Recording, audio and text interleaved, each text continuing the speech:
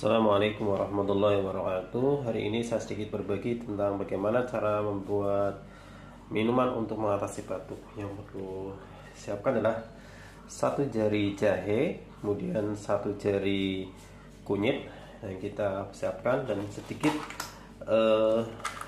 gula batu. Apa yang harus kita kerjakan? Yang pertama, kita geprek jahe, kemudian kunyit, geprek, kemudian kita campur dengan ini, kemudian dimasak dengan air sekitar 100 ml.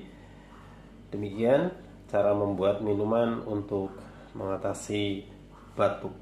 Terima kasih.